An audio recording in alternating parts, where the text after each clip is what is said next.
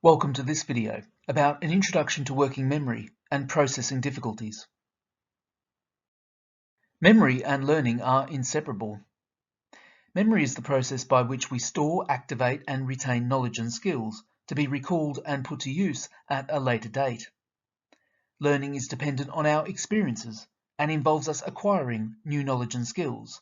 Memory is the process by which this is achieved. Memory through the senses. Visual memory is when you remember something from seeing it. If you have a good visual memory, then imagining pictures of things or making up visual stories in your head might help you to remember. For people with strong visual memories, creating stories and images in your mind can help you remember long lists of items. Auditory memory is when you remember something from hearing it. If you have a good auditory memory, then using rhymes and songs and repeating words out loud might help you to remember. 3 different types of memory. Long-term memory helps us to remember general knowledge of the world around us, remember significant personal events, store skills that have been mastered and that can be used automatically, and organise our information. Short-term memory helps us to hold and process information, receive information from our senses, decipher important parts of information, and make sense of incoming information. Related to short-term memory, working memory helps us to store information, for example numbers, and instructions, for example directions, for short periods of time when required. And it helps us to mentally manipulate information for short periods of time when required, for example sums. What is working memory? Working memory is a fluid cognitive skill that refers to the ability to store, manage and manipulate information in the mind for short periods. It is a temporary system which operates for a few seconds, providing a mental workspace. It is an important executive function, enabling us to carry out everyday tasks such as remembering our PIN number, follow instructions, remember a web address whilst looking for a pen and paper, etc. Cognitive load theory: why working memory is critical in the classroom. Learning happens when information transfers from working memory and moves into our long-term memory. We can only hold information in our working memory for a few seconds, but we can process a lot of learned and stored information from our long-term memory at once. The more facts and information you have in your long-term memory, the more effectively you can use your working memory. And working memory skills are strongly associated baseline assessments of reading, writing, and mathematics. Here is a helpful infographic about cognitive load and memory. And another.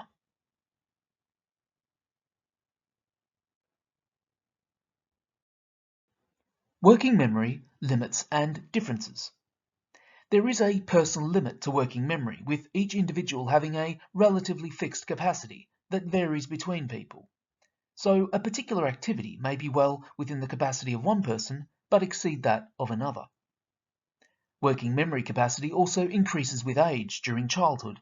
Young children typically have very small capacities that increase gradually until teenage years, when adult capacities are reached. Differences in working memory capacity between different children of the same age can be very substantial.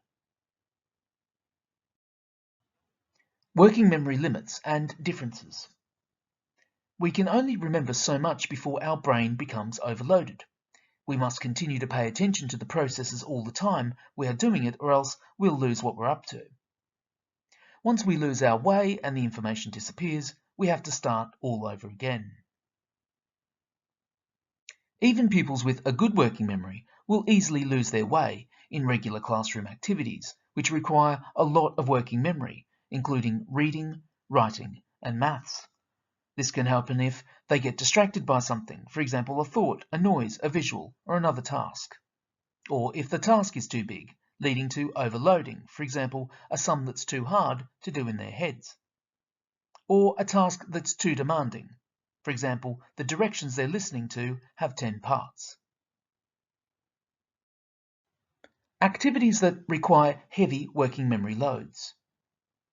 Here are some examples of activities that require heavy working memory loads.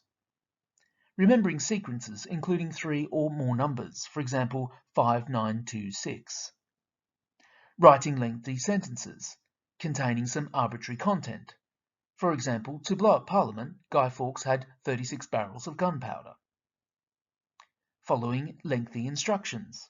For example, put your sheets on the green table, arrow cards in the packet, put your pencil away, and come and sit on the carpet.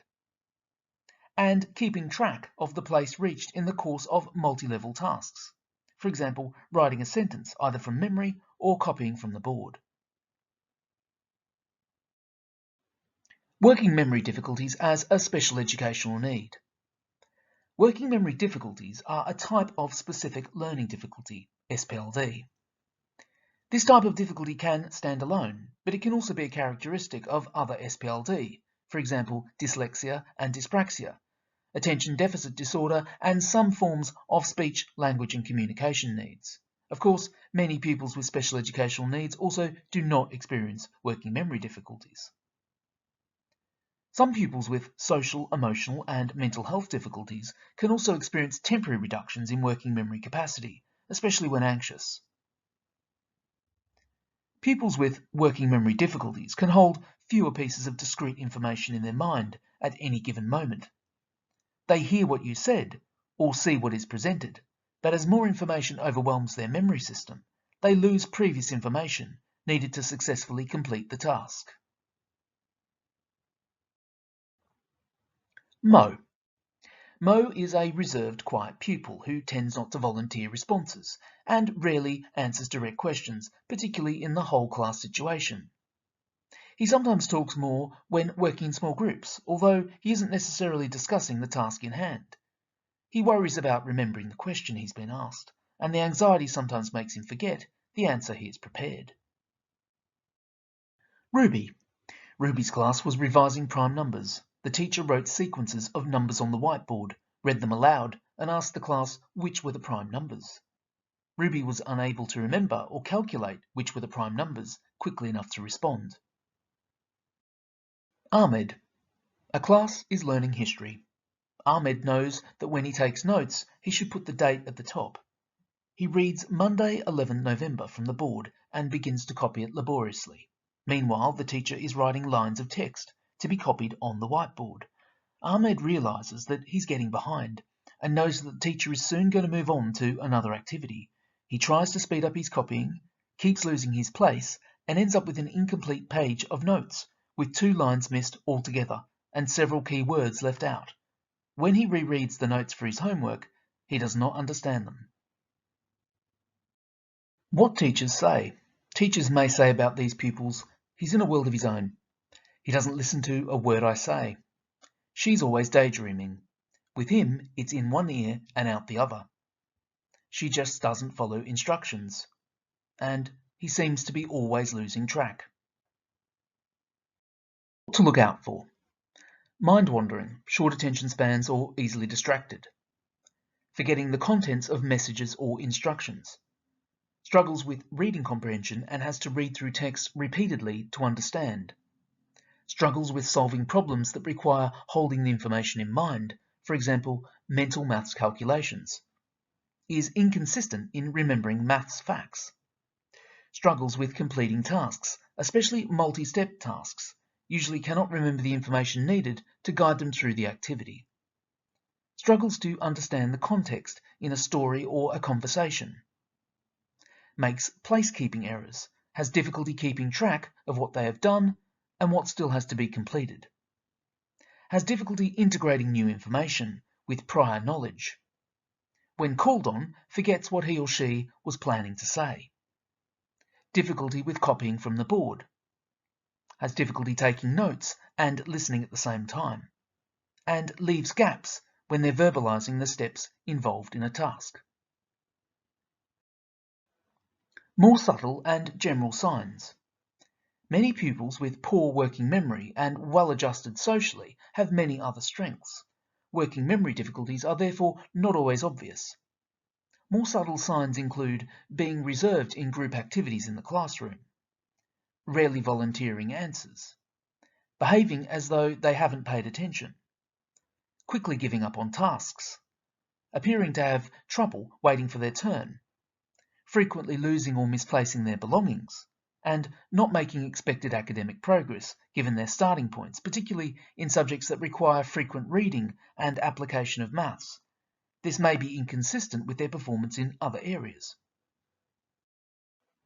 Impacts in the classroom. Many structured learning activities place high demands on memory. Because of the consequences of losing material from working memory, information is permanently lost through overload or distraction. The pupil cannot continue with the activity and finish it successfully unless they have access to the critical task information again. The pupil is therefore forced either to guess at this point, which is likely to lead to errors, or to abandon the task without completing it. Consider these three features of learning tasks. Length. In the absence of supports, the longer the task and the more steps necessary for its successful completion, the less likely a pupil with poor working memory will be able to complete it successfully. Unfamiliar or non-meaningful content. When having to hold unfamiliar or non-meaningful information in mind, the pupil can't draw upon previous knowledge as a tool to support them. Familiar or meaningful information is much easier to temporarily keep in our mental workspace. And a demanding mental processing activity. Whenever a pupil is asked to perform a challenging mental activity while simultaneously holding on to information, working memory capacity becomes an issue. What is processing speed? Processing speed refers to how quickly an individual can process information, that is, the speed at which they can react to incoming information, understand it, think about it, formulate a response, and execute that response. In simple terms, it can be understood as how long it takes someone to get something done. Processing speed is not the same as intelligence. It is possible to be gifted, yet process information slowly compared to peers. Similarly, processing speed is not the same as physical quickness. It is possible to have very quick physical reactions and yet process information slowly. Processing speed difficulties are common in pupils with SPLD. Slower processing speed. If a pupil has a slower processing speed, they will need a lot of time to take in, make sense of, and respond to information. The information can be visual, like letters or numbers. It can also be auditory, like spoken language. Some pupils will struggle with one of these types of information, others both. Having slow processing speed can create frequent challenges at school, on the job, and in social situations. Pupils with slow processing speed may stand silently for a few seconds before responding to someone, or they might take a long time to explain something. These challenges can create a lot of anxiety and take a toll on their self-esteem. What causes slow processing speed? Processing speed isn't a one-size-fits-all concept. It's not just about how fast we write, or how rapidly we can come up with an answer to a question, or how quickly we're able to get dressed for school. It is rare also for pupils with slow processing speed to be slow in all areas of processing. Usually, pupils process information slowly as a result of difficulty controlling attention, inefficient access to stored knowledge and skills, or breakdowns in the systems that support organized thinking and processing. Furthermore, impaired self-regulation or executive function impairment can result in slowed processing because of weak control over attention. Conversely, slow processing can underlie problems that may be identified as attention, memory, organization, language, or executive function problems. From an emotional perspective, slow processing can be a consequence of depression or anxiety, or simply a focus on unrelated issues as a result of emotional difficulties. Certain medications may also cause slow processing. Signs of slow processing speed. Many, but not all signs of slower processing are similar to signs of working memory difficulties. For example, putting the hand up but slow to produce an answer, or can appear to forget the answer. Answers can appear to be at the tip of the tongue. They can appear overwhelmed when presented with a lot of information. Difficulties keeping up with oral instructions in class. Can't make decisions quickly.